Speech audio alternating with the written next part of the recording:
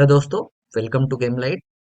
तो आज हम लोग आपसे बात करेंगे how to approach question in JEE and NEET UG. होता क्या है कि बच्चों, आप लोगों को जैसे आप लोग क्वेश्चन अप्रोच करते हैं नीट के एग्जाम में, जेई के एग्जाम में, तो आप लोगों को क्वेश्चन देख के लगता है कि इसमें हम क्या करें आगे। तो आज मैं वही सब आपको सिखाने जा रहा हूँ कि अगर आप लोग कोई क्वेश्चन देख रहे हैं तो आपको उसमें क्या क्या चीजें सोचनी है और कैसे उसको सॉल्व करना है। तो आज हम लोग एटॉमिक स्ट्रक्चर के कुछ क्वेश्चंस करेंगे। तो चलिए आइए पहले क्वेश्चन को देखते हैं। तो सबसे पहले हम लोग देखेंगे क्या है question, which one is the wrong statement. तो जो ऐसी चीजें रहे रॉन्ग करेक्ट, उसको आप लोग या सर्कल कर सकते हैं या किसी भी तरीके से आप जैसे भी मार्क करना चाहें मार्क कर सकते हैं। तो चलिए, तो हम लोग स्टेटमेंट पढ़ते हैं। तो पहला स्टेटमेंट क्या था, अनसर्टेनिटी प्रिंसिपल। अनसर्टेनिटी प्रिंसिपल सबसे पहले आप लोग याद करिए किसने दिया था, हाइजेनबर्ग ने दिया था अनसर्टेनिटी प्रिंसिपल। ठीक है, तो हाइजेनबर्ग के अकॉर्डिंग अनसर्टेनिटी प्रिंसिपल क्या था, delta E into delta T that is greater than और इक्वल्स टू, किसके बराबर था, एच अपॉन फोर पाई। ठीक है, तो ये वैल्यू पाई ही है। ठीक है, तो इसकी वैल्यू क्या हो जाएगी, जो हाइजेनबर्ग ने दिया था उसके बराबर है। दैट मीन्स ये पहला स्टेटमेंट क्या है, करेक्ट है। ठीक है, दूसरा क्या है, half field and fully filled orbital. तो हाफ फील्ड का मान लीजिए हम लोगों ने पी ऑर्बिटल ले लिया है। ठीक है, पी ऑर्बिटल में हाफ फील्ड कैसे होगा और फुल फील्ड कैसे होगा देखते हैं। तो पी ऑर्बिटल में टोटल 6 इलेक्ट्रॉन भरे जा सकते हैं। तो अगर टोटल 6 इलेक्ट्रॉन भरे गए हैं तो क्या हो जाएगा, half field, sorry, it will be full field. तो पूरा भर गया मतलब क्या है, वो फुली फील्ड है। क्या है, फुली फील्ड। और इसका हाफ का मतलब क्या हो गया, 3 इलेक्ट्रॉन। तो 3 इलेक्ट्रॉन का मतलब क्या हो गया, हाफ फील्ड। तो जैसा कि हम लोगों ने पढ़ा है कि जो हाफ फील्ड और फुली फील्ड ऑर्बिटल होते हैं, क्या होते हैं, वो एक्स्ट्रा स्टेबल होते हैं। क्या होते हैं, ग्रेटर उनकी स्टेबिलिटी होती है देन नेचुरल। ठीक है, तो ऐसा क्यों होता है, क्योंकि इनकी क्या होती है, एक्सचेंज एनर्जी ज्यादा होती है। इनका जो सिमेट्रिक नेचर होता है, अगर फुली फील्ड और हाफ फील्ड है तो सिमेट्री क्या होगी, इनमें ज्यादा अच्छे से होगी। और इनका अरेंजमेंट क्या होगा, ज्यादा बैलेंस्ड अरेंजमेंट होता है, जिसकी वजह से क्या है, वो स्टेबल होते हैं। तो स्टेटमेंट भी सही है। ठीक है, अब क्या है, the energy of 2s orbital is less than energy of 2p orbital. तो अब देखिए, एनर्जी के बारे में आ गया, तो यहाँ पे हम लोग ध्यान कैसे देंगे कि एनर्जी हम लोग कैसे निकालते हैं।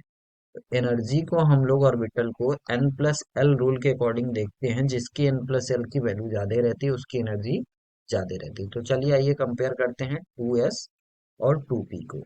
एन की वैल्यू तो दोनों के लिए सेम है, 2। ठीक है, एन की वैल्यू क्या होगी यहाँ पे, 2, that is same for both. अब हम लोग एल की वैल्यू देखते हैं। तो एल की वैल्यू एस सब सेल के लिए क्या होती है, 0 होती है, जबकि पी के लिए क्या होती है, 1 होती है। तो अगर 2 प्लस 0 करेंगे तो वैल्यू क्या आएगी, 2। और यहाँ पे क्या करेंगे, 2 plus 1 that is equals to 3। तो यहाँ पे नंबर क्या है, 2 बड़ा है कि 3। तो हम लोग देख सकते हैं कि 3 बड़ा है, तो इसकी वजह से क्या हो जाएगा, 2s ऑर्बिटल की एनर्जी क्या होगी, is less than the energy of 2p orbital. ठीक है, is less than the energy of 2p orbital in case of hydrogen like atom. तो देखिए, यहां से तो हम लोगों ने समझ लिया ये स्टेटमेंट ये सही है, क्योंकि 2s की एनर्जी क्या है, कम है, 2p की ज्यादा है। लेकिन यहाँ पे क्या दिया गया है, हाइड्रोजन लाइक एटम। ठीक है, तो यहीं पे आप लोग गलती कर सकते हैं। ठीक है, तो इसलिए बोला जाता है कि आप लोग ध्यान से पढ़ा करिए। तो हाइड्रोजन लाइक एटम्स में जो एनर्जी डिपेंड करती है, that depends only on N. N का मतलब होता है प्रिंसिपल क्वांटम नंबर। केवल और केवल प्रिंसिपल क्वांटम नंबर पे क्या होती है, एनर्जी की वैल्यू डिपेंड करती है। दैट मीन्स दोनों की एनर्जी क्या होगी, इक्वल होगी। क्या होगी, यहाँ पे क्या होना चाहिएगा, the energy of 2s orbital is equals to the energy of 2p orbital. तो इस स्टेटमेंट क्या हो गया, इनकरेक्ट हो गया। ठीक है, दिस इज इनकरेक्ट। और लास्ट क्या है, the de Broglie wavelength is given by lambda equals to h upon mv, where m equals to mass of particle and v equals to group velocity of the particle. तो de Broglie ने एक wave और nature के बीच, wave nature और particle nature के बीच में एक वेवलेंथ बताया था, जिसको बोलते हैं डी ब्रोगली वेवलेंथ, जिसकी वैल्यू होती है h अपॉन mv। तो ये भी सही है। तो रॉन्ग स्टेटमेंट क्या हो गया, सी। तो हमारा करेक्ट आंसर क्या होना चाहिए, सी। तो इस तरीके से आप लोग क्वेश्चन को अप्रोच करेंगे।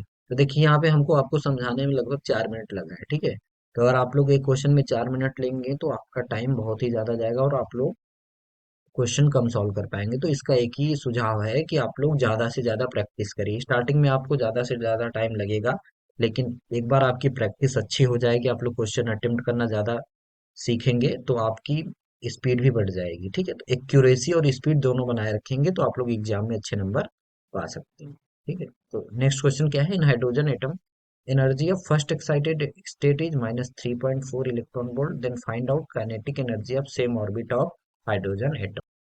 ठीक है, तो देखिए क्या होता है, सबसे पहले हम लोग लिखेंगे टोटल एनर्जी। टोटल एनर्जी क्या होता है, किसी भी पार्टिकल के लिए kinetic energy plus potential energy. ठीक है, और अगर कोई भी इलेक्ट्रॉन किसी भी ऑर्बिट का रेडियस मान लीजिए आर है, उसके अराउंड घूम रहा है, तो उसकी जो काइनेटिक एनर्जी होगी that is equals to K Z D square by R, और पोटेंशियल एनर्जी की वैल्यू क्या होती है, -k Z D square by R. यहाँ पे 2r होता है और यहाँ पे क्या होता है r। ठीक है, तो इस हिसाब से हम लोग देख सकते हैं कि टोटल एनर्जी क्या हो जा रही है यहाँ पे, total energy that is equals to -k Z D square by 2r, that is equals to क्या है, mod of kinetic energy. Kinetic energy के बराबर है, बट लेकिन क्या है उसका डिफरेंस, क्या है, साइन अलग है। ठीक है, तो हम लोग देख रहे हैं कि energy of first excited state. ठीक है, तो एक्साइटेड स्टेट का मतलब क्या होता है कि जब इलेक्ट्रॉन अपने ग्राउंड स्टेट से किसी दूसरे ऑर्बिट में जंप करता है। ठीक है, तो फर्स्ट एक्साइटेड स्टेट का मतलब क्या हुआ कि ग्राउंड स्टेट क्या होता है, n=1। ठीक है, n=1 है, फर्स्ट सबसेल से कहाँ गया वो, दूसरे में। तो अगर पहले से दूसरे में जाता है तो क्या हो जाएगा वो, फर्स्ट एक्साइटेड स्टेट, और पहला क्या होगा, that is the ground state. तो टोटल एनर्जी जो दी गई है फर्स्ट एक्साइटेड स्टेट में that is equals to -3.4 electron volt. और क्या है, काइनेटिक एनर्जी इसका निगेटिव होता है, तो kinetic energy equals to minus of total energy.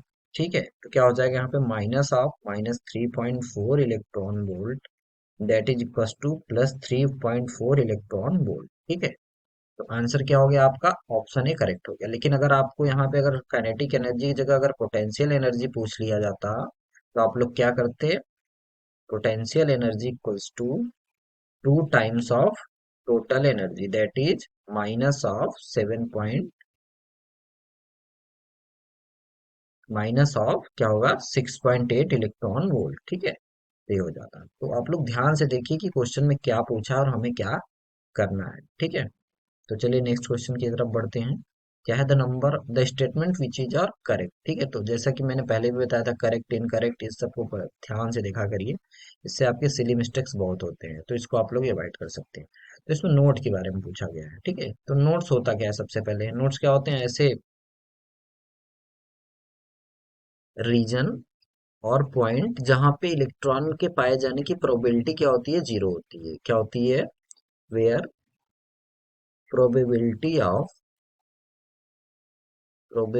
Of finding an electron is zero. ठीक है, जहां पे इलेक्ट्रॉन के पाए जाने की संभावना बिल्कुल जीरो होती है। ठीक है, तो इस नोट कितने टाइप के होते हैं, नोड आर ऑफ 2 टाइप, एक होता है रेडियल नोट, ठीक है, और दूसरा क्या होता है, एंगुलर नोट। तो रेडियल नोट का मतलब क्या हुआ कि रेडियस की तरह, मतलब कि स्फेरिकल क्या होता है, यहाँ पे सरफेस होता है, spherical surface where the probability of finding an electron is zero. तो number of radial node principal quantum number के साथ क्या होता है, बढ़ता है।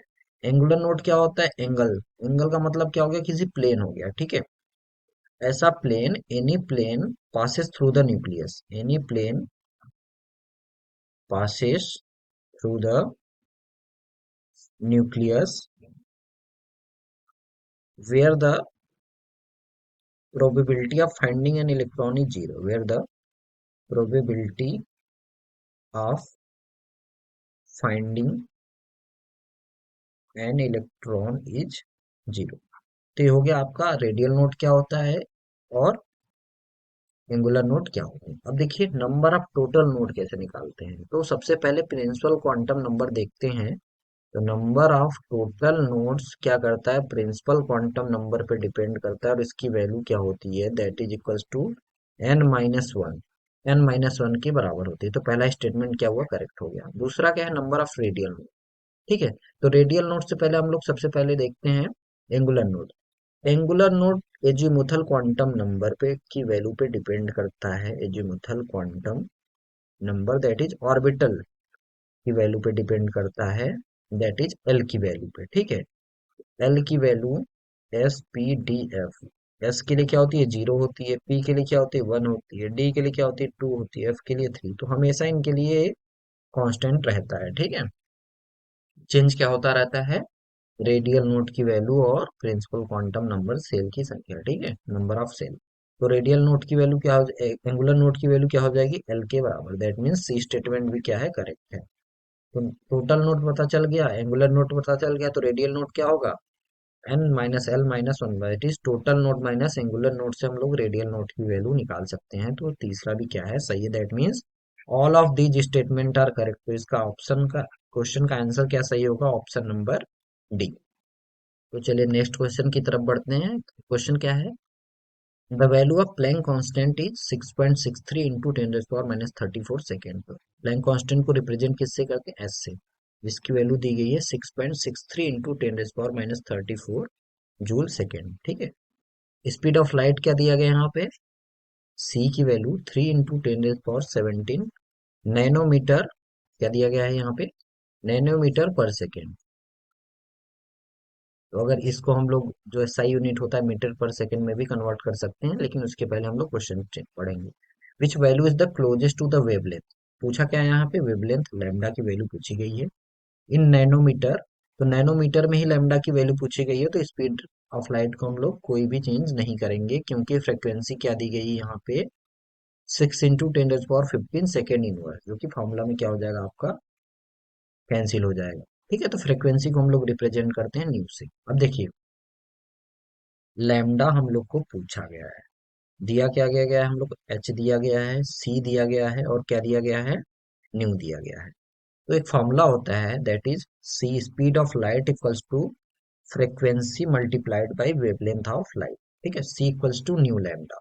ठीक है, तो इस फॉर्मूला से हम लोग लैम्डा की वैल्यू निकाल सकते हैं। लैम्डा क्या हो जाएगा, lambda equals to C divided by nu. यहाँ पे एच का कोई काम नहीं है, आपको केवल कंफ्यूज करने के लिए दिया गया है, जिससे कि आप लोग एग्जाम में अपना टाइम वेस्ट करें कि सोचे कि यार प्लैंक कांस्टेंट का हम लोग कहाँ यूज करेंगे। तो ऐसा इसका कोई भी यूज नहीं है यहाँ पे, केवल आपको बिल्कुल इजी क्वेश्चन है, लैम्डा की वैल्यू निकालनी है सी और न्यू से। ठीक है, अब आप लोग इसमें अगर ज्यादा दिमाग लगाएंगे तो ढेर सारे फॉर्मूले लगाने पड़ेंगे। ठीक है, वो बिल्कुल आपका टाइम वेस्ट होगा। ठीक है, कोई काम का नहीं है वो। ठीक है, तो सी की वैल्यू क्या है, 3 इंटू 10⁻17 डिवाइडेड बाई न्यू की वैल्यू क्या है, 6 इंटू 10⁻15। ठीक है, यहाँ पे नैनोमीटर सेकेंड इनवर्स, ये क्या है, सेकेंड इनवर्स, तो second inverse cancel out each other, 1/2। यहाँ पे क्या हो जाएगा, 15 कैंसिल आउट, यहाँ पे 10⁻2 बचेगा। That means 100 divided by 2 nanometre, that is 50 nanometre. ठीक है, 1 नैनोमीटर में क्या होता है, that is equals to 10⁻⁹ metre. ठीक है, तो नैनोमीटर में ही वैल्यू पूछा गया, तो हम लोग कोई भी चेंज नहीं करेंगे। तो 50 नैनोमीटर क्या है, आंसर आया हुआ है 50 नैनोमीटर। सो इस तरीके से आप लोग क्वेश्चन का आंसर देंगे, तो यहाँ पे क्वेश्चन का आंसर क्या होगा, ऑप्शन ई। ठीक है, तो इस तरीके से आप लोग क्वेश्चन को पढ़ेंगे सबसे पहले कि क्वेश्चन क्या कहना चाह रहा है, करेक्ट है कि इनकरेक्ट है। आप लोग गलतियों से बचेंगे, क्वेश्चन में कौन सी वैल्यू को यूज करना है, कौन सी वैल्यू को यूज नहीं करना है, कौन सी वैल्यू फालतू दी गई है, तो इसको आप लोग ध्यान में रखेंगे। कौन सा फॉर्मूला हम लोग को लगाना है, कौन सा स्टेटमेंट हम लोग को किस तरीके से ध्यान से पढ़ना है। तो अभी देख रहे होंगे कि बहुत टाइम लग रहा है, तो स्टार्टिंग में आपको टाइम लगेगा। जैसे जैसे आप लोग प्रैक्टिस बढ़ाएंगे, क्वेश्चन की प्रैक्टिस करेंगे, वैसे वैसे आपका टाइम कम लगता जाएगा। आप लोग एक्यूरेसी और स्पीड को ध्यान में रखिएगा। ठीक है, तो आज तो मैंने एटॉमिक स्ट्रक्चर के कुछ बेसिक क्वेश्चन आपको करवाए हैं। मैं सारे चैप्टर्स के क्वेश्चन करवाने की कोशिश करूंगा आप लोग को एग्जाम के पहले तक। ठीक है, तो आप लोग चैनल पे बने रहिए और कमेंट करके बताइए कि आप लोग को क्या इसमें इम्प्रूव मैं कर सकता हूँ, और आप लोग को कौन सा चैप्टर और चाहिए जिसके मैं क्वेश्चन और ज़्यादा क्वेश्चन कराऊँ, कितने क्वेश्चन कराऊँ। तो मैं आप लोगों से एक सजेशन चाहता हूँ, तो आप लोग उसको दीजिए। ठीक है, थैंक यू।